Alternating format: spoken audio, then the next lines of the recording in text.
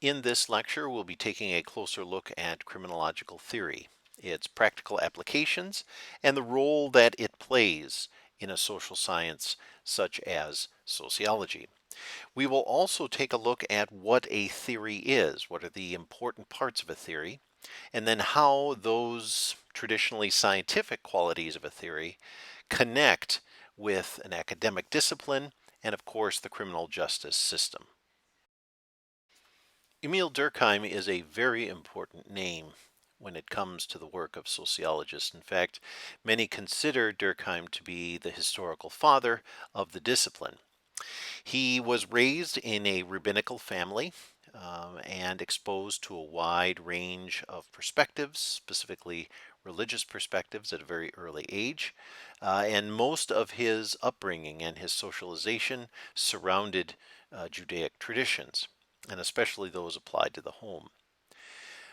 Although Durkheim did not follow in the footsteps of his father, who was a trained rabbi, and of course his grandfather, he did become an important figure in academics, and as I said before, was very important in shaping the developing field of sociology.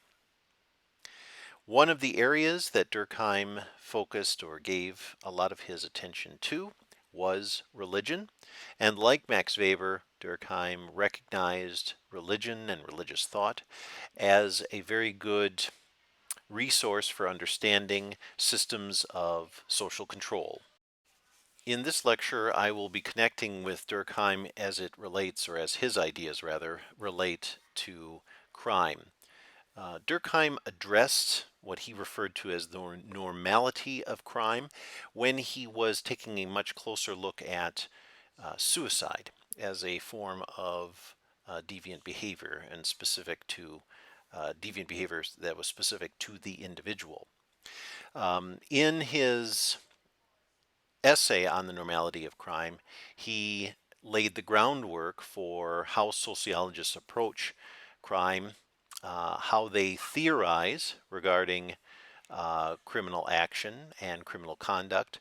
And then he also laid the foundation for our understanding of crime as a factor of public health. He writes, to classify crime among the phenomena of normal sociology is not to say merely that crime is an inevitable, almost regrettable phenomena due to the incorrigible wickedness of men. It is, rather, to affirm that it is a factor of public health, an integral part of all healthy societies. And so, what Durkheim was doing as he was engaging crime, as he was engaging the devastating behavior of suicide, as he was engaging these, he was also challenging us to look at them in a non judgmental fashion, to challenge us to take a look at deviant behavior that is achieving the level of criminal action as part of social process or of the social processes which make up and maintain the structure of a society. He continues by writing that crime is normal because a society exempt from it is utterly impossible. Crime, we have shown elsewhere, he writes, consists of an act that offends certain very strong collective sentiments. And that's the key there. When you're looking at how Durkheim is going to frame deviant behavior of the level of crime, he will do so by looking at it through a collective lens. And that's very, very important. And we'll get back to that in just a moment. Further in his essay, he notes that these collective sentiments are actually protected by penal law, right? So the idea here is that the laws that we establish, the laws of the land in a sense, are things that are directly relatable to these larger collective groupings of what are believed to be normal or normative behaviors, what he refers to as sentiments. So, at the heart of how Durkheim portrays crime and how he connects it to the structure and the functionality of a society are mechanisms that are designed to maintain social order, right? The idea here is that these mechanisms will maintain the structure of a society, and these mechanisms in themselves are designed to maintain social control because it is social control that reinforces and maintains social order. Now, if you look at the breadth of all of Durkheim's writings, the entire landscape of his work, and you take a look at his writings on crime, on deviant behavior, and then, of course, religion, there are two other concepts that I would like to connect you with. And one is social solidarity, and the other is collective consciousness. And the reason behind this is because these two concepts are the mechanisms that he's describing, at least how they function, right, or what they achieve as they are applied by a society. So let's start by looking at social solidarity. So social solidarity in this case is the idea that societies are held together through individual participation in shared systems of belief and value. Let me restate that again for you. Social solidarity, according to Durkheim, is the idea that societies are held together through individual participation in shared systems of belief and value.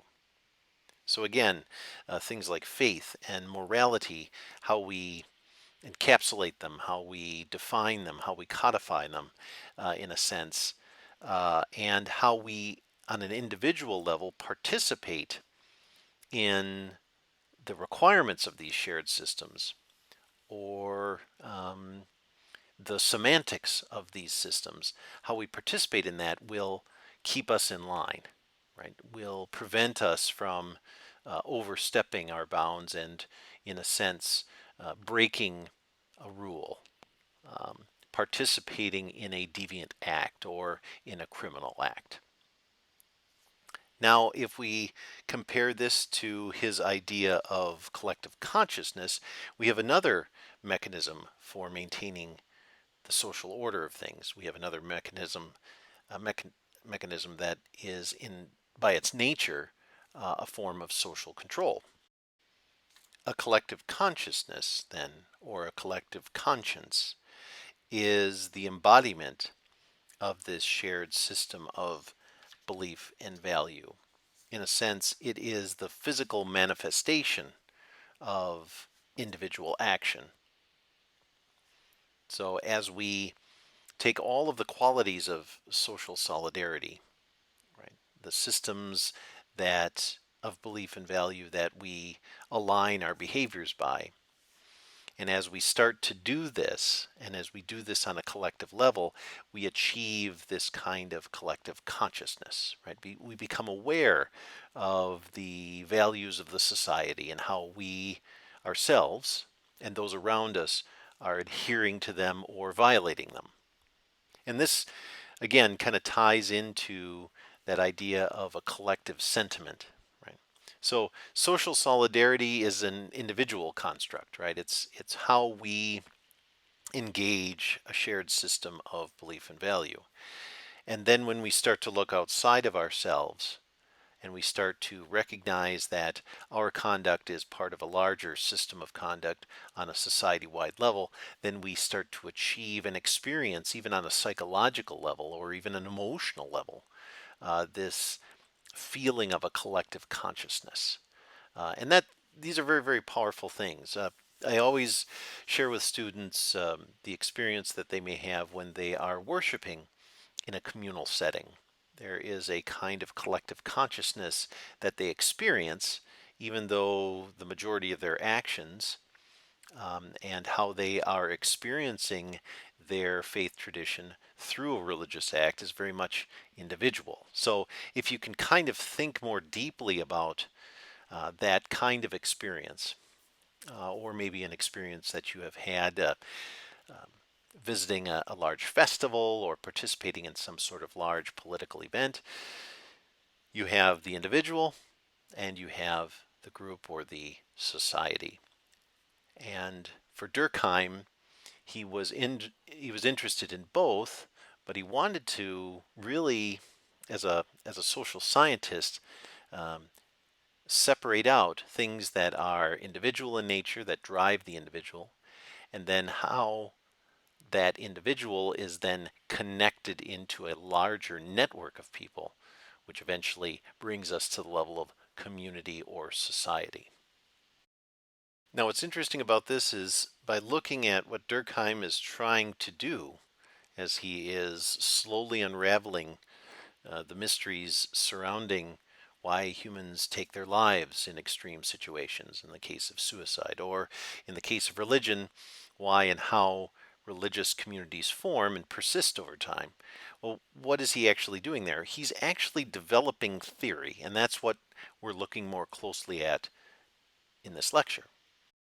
But let's not kid ourselves. When we're talking about criminological theory, there is a general desire by the wider public that criminological theory have a practical output or have a practical application. The criminal justice system differs from the work of a social scientific tradition like sociology in that it is very much rooted in practical application. And that's something that is going to be reinforced time and again as we address this topic and as we develop these ideas and connect them to criminal justice studies. So let's begin with the building blocks of this process. We'll start by asking ourselves, what is a theory? Well, a theory, in a sense, comes at the end of quite a bit of preliminary testing. We develop hypotheses as we look at specific research questions. We test those hypotheses time and again.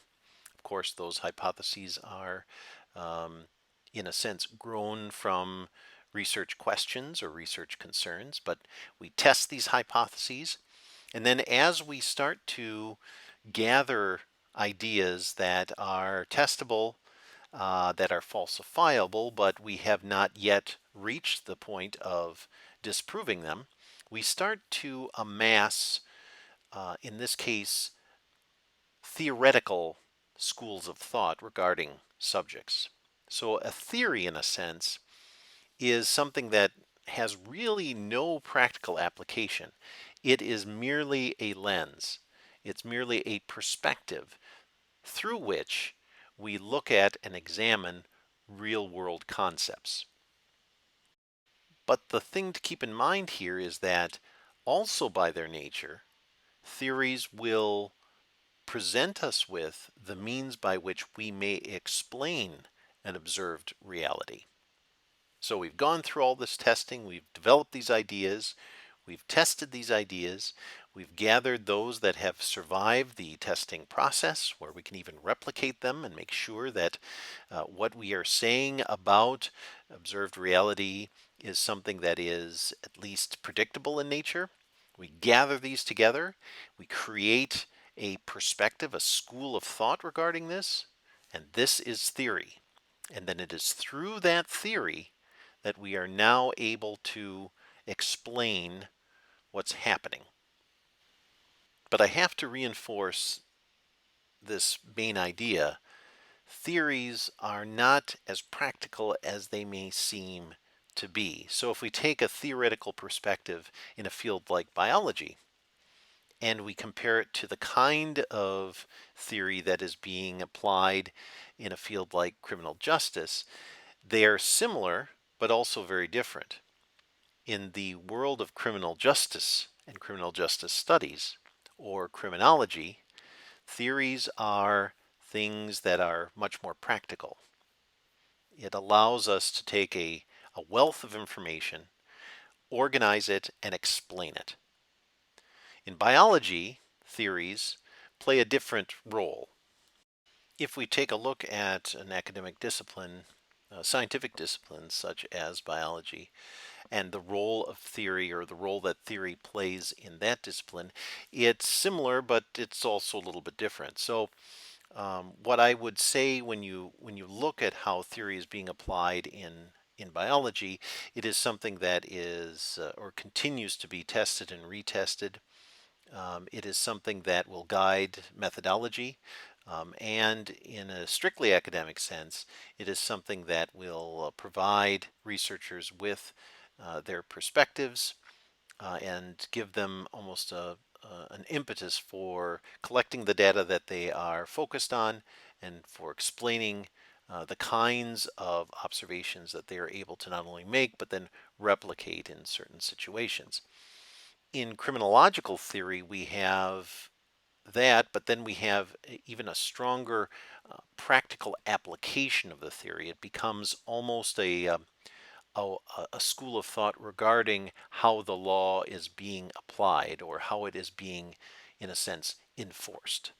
As Ronald Akers points out, criminological theories are abstract, but they entail more than ivory tower or armchair speculations.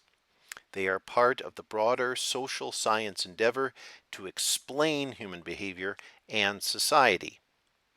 Understanding why people conform to or deviate from social and legal norms is an integral part of a liberal education.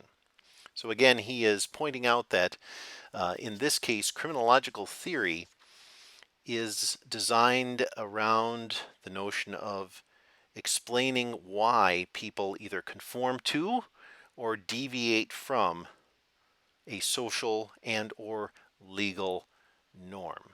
Right? It's much more behavioral, much more sociological.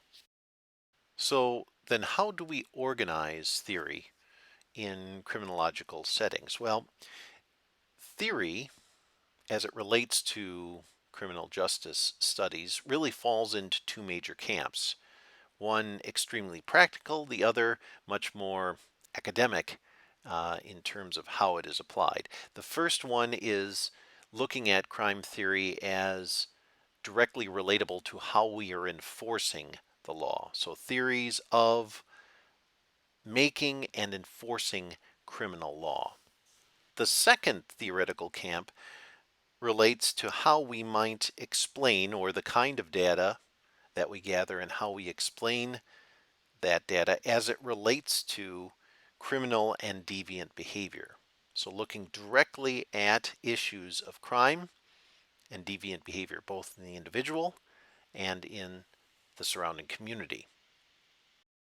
So, if we were to apply a theoretical perspective from our first camp, we might ask ourselves, okay, so criminal activity occurs.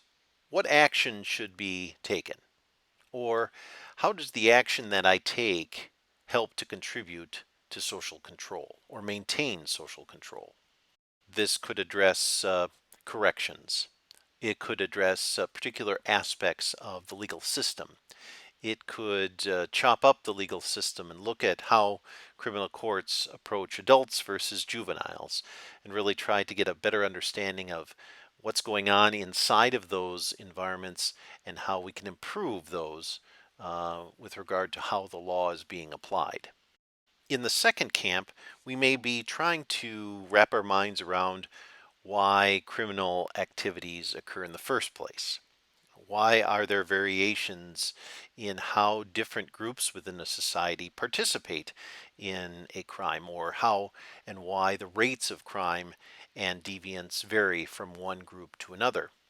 In this second camp, we may ask ourselves as well, or we may pose a research question addressing who may be more likely to participate in a criminal action within a group or within a society.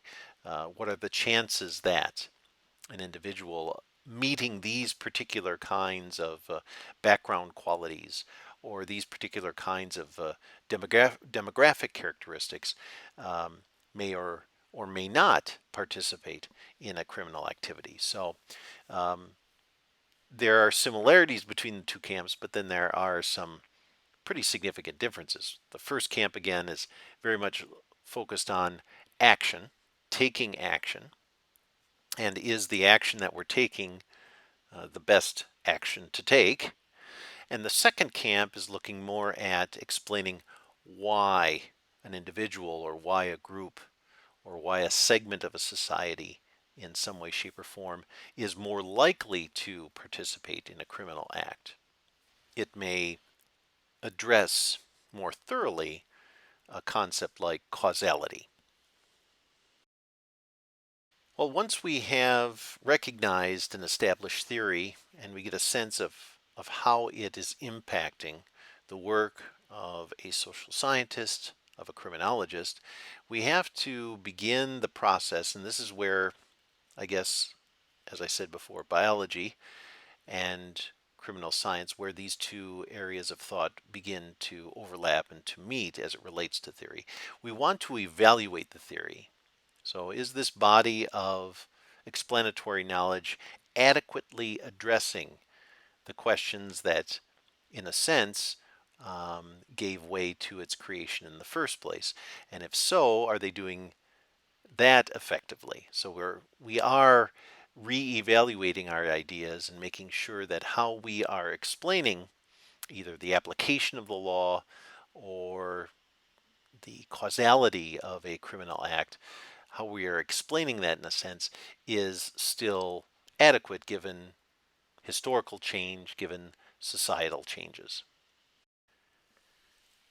Edwin Sutherland addressed, in this case, the causality of deviant acts. He attempted to explain why he believed, given the research that he was conducting, uh, individuals would participate in a criminal act. And he focused very much on environment. This gave way to his differential association theory. Um, Put very simply, it is the exposure you have had to particular kinds of environmental cues, whether they are people, whether they are life circumstances, environmental circumstances. Your exposure to this is part of how your resulting behavior may be explained. So if you are surrounded by people who are on a regular basis participating in a criminal act, according to the differential association theory, you will have a greater chance to participate in a similar act than somebody who is growing up or is socialized into or is associated with, in this case, an environment that is antithetical to the one you're experiencing.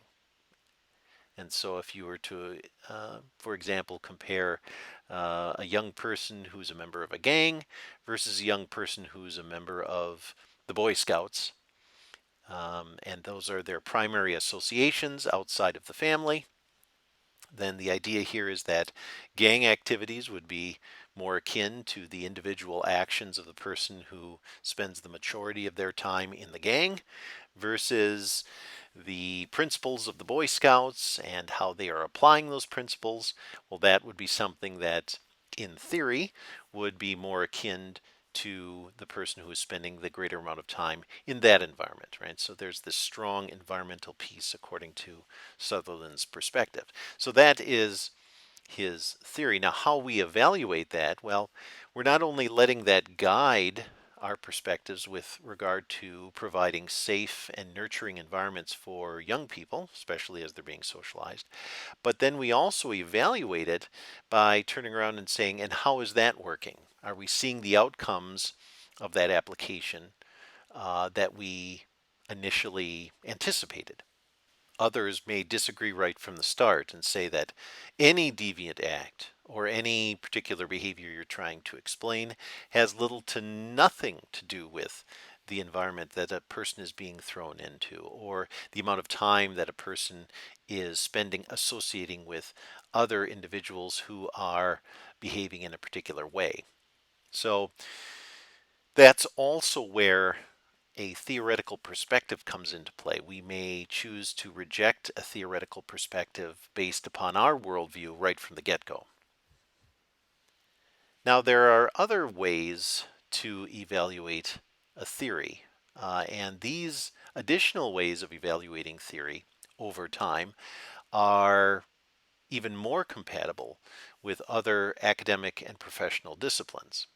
In fact, these systems of how one evaluates theory is more relatable to the scientific method in the West that many of our academic disciplines are built on than anything else, right? So these would be the same kinds of evaluating tools that you would find in virtually any Western academic tradition.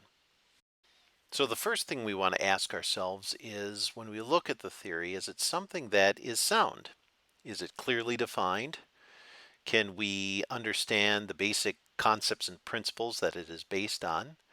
The assumptions that it is making as it is evaluating data, or as those applying it are evaluating data? Are those assumptions logical, and are they consistent? Next, we consider whether or not the theory is testable. Is it something that is by its nature objective? Can we replicate observations and their interpretation? Does it meet the standard of empirical falsification as it relates to the scientific method? And then we turn around and we determine whether or not the theoretical perspective, the body of work, meets empirical validation, meaning does it, by its outcomes, meet or exceed the requirements of the research perspective? Is it serving the research questions and objectives that was initially designed to test and retest? And this last piece, this validation, I think is most important to the work of a criminologist because it asks the question, does the program, does the practice, does the application of law, does the applied outcomes of a legal principle accomplish what they were set out to do? Low-hanging fruit on this would be looking at a correctional system and saying, is it truly reforming an individual who has violated a law? Right? Has my time in prison, in a sense, helped me to, in a sense, or equipped me with internal controls and to be able to recognize external controls that help me to actively not participate in a particular uh, defiant act which got me into jail in the first place, right? And so it's really it's very similar to looking at a programmatic outcome. Is it accomplishing what it was designed to do? Control theory gives us a very good example in criminological circles of not only what theory is, in a criminal justice setting, but also how it is a little bit different from the kind of theorization that occurs in other academic disciplines. The theory itself is attributed to the work of sociologist Walter Reckless, who in the early 1970s codified or developed this theoretical perspective. What does it do? Well, control theory in this case is stressing that there are really two control systems at work in how we are motivated to do something and how we act on that motivation. First, we have what Reckless identified as an internal control system or internal controls. These include our internal senses of what is right and what is wrong, what we would refer to as a consciousness, or what we would refer to as a group of religious principles or our value system. And this internal system or this inner control system is something that the individual is engaging with. It's that moment of struggle as we are presented with a situation that may seem abhorrent to us or something that we would find ourselves never doing. But for some reason, we're being driven to act in a way that violates internal principles. And the strength of these internal controls is the first step toward either participating in an act we would consider immoral or refraining from participating in an act that we may feel is abhorrent or something that we wouldn't normally do. And then, according to Reckless, we have outer controls or an outer system of controls. And what is this? Well, this consists of generally the people and the relationships that surround us. Things like family, friendships we may have, and then, of course, when we're talking about crime and systems of control associated with crime, that continual threat of force and how that is established. And that concept of a continual threat of force was an idea of Max Weber. Uh, who's associated with that? Well, the police, the district attorney, and his or her office, particular political offices, the federal government, the FBI. These are also external or outer systems of control that help to regulate individual and group behavior. And the key here is that these systems of control are preventing the act. Right? They're things that are occurring before a deviant act occurs, if at all. We initially engage it internally. Am I doing the right thing? Should I be doing this? I never find myself in this situation. Is this moral? And then as we start to engage that, we start to widen our lens and say, well, this is something that's wrong. I can't do this. There's a consequence for this. I might go to jail, right?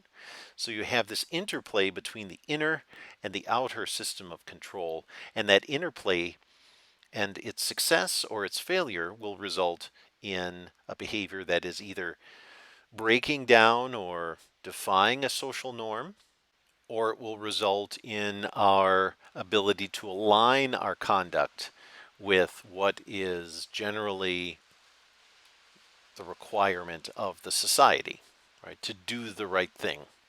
Right? And so that's kind of how control theory works in a sense. And it's this give and take at the start of the behavior and its eventual outcome that's important to how this theoretical perspective is not only established, but then how we are starting to see its validity. Right? Over time, does this theoretical perspective seem to hold up? And there are a variety of ways that we can test that, generally through collecting data on people in particular circumstances, groups within a society that have a particular position within that society, crime rates for those two entities, and then individual kinds of interviews and court documents that tell us something about motivation. Right? And this kind of evaluation now will help us to determine whether or not control theory is the best means by which we could rather explain a deviant act, why it happens, why people are participating in it, why we might see an increase in it, or correspondingly why we might see a decrease in that particular kind of behavior. Now, control theory doesn't stop there, because the other aspect of criminological theory that we see embodied in this example is that it attempts to also provide the theoretical user, the person who is evaluating data, collecting data, and explaining data according to its design. It also attempts to provide that individual with an explanation as to how we might reverse a particular behavior or a particular outcome that is seen as antithetical to the norms of the society. Right? So how might we curb a particular kind of criminal activity given internal and external controls and their effectiveness? So the explanation here generally is that, for example, the stronger bonds that we have within the society, the more friendships we have, the strength of those friendships, the quality of those friendships, in a sense, will more effectively provide us with stronger internal controls. The more we feel nurtured by our mother and our father, the more that we feel that we have spent quality time with a brother or sister or friend. These are things that will, in a sense, according to control theorists, They will provide us with the stronger means to make the right decision on an individual level when we are posed with a situation, with a problem that could very easily cause us to violate a social norm or to act in a deviant way.